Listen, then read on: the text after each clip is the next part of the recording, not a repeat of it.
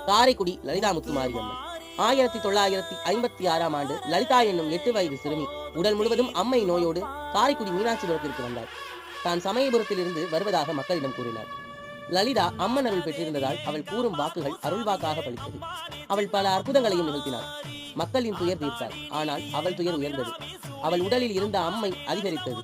ஒரு நாள் நார்த்தீகர் ஒருவர் அவளை கேலி செய்ய லலிதா அவரிடம், உன் வீட்டு கிணற்றடியில் தக்காளி செடியில் இருந்து எனக்கு தக்காளி எடுத்து வா என்று கூற, நார்த்திகரோ என் வீட்டில் தக்காளி செடியே இல்லை என்று கூறிவிட்டு வீட்டில் சென்று பார்த்தபோது கிணற்றடியில் தக்காளி செடியும் அது தக்காளியும் இருந்தது. அதை கொண்டு வந்து லலிதாவிடம் அவர் கொடுக்க அதை வாங்கி கொண்டு ஆசி புரிந்தாள். மக்களுக்கு தான் மகமாயி என்பதை உணர்த்திவிட்டு அங்கேயே அவள் முக்தி அடைய பின்பு மக்கள் அவளுக்கு கோவில் எழுப்பி தக்காளி படைத்து வழிபட்டனர். இன்றும் மாசியிலும் பங்குனியிலும் காரைக்குடி முழுவதும் லட்சமாக மக்கள் பால்குடம் எடுத்து செல்வதை காண முடியும். அதேபோல் தக்காளியையும் வாங்கிக் கொண்டு அம்பாளுக்கு செலுத்துவதையும் காண முடியும். காரைக்குடி மீனாட்சிபுரத்தில் தேனாட்சிபுரம்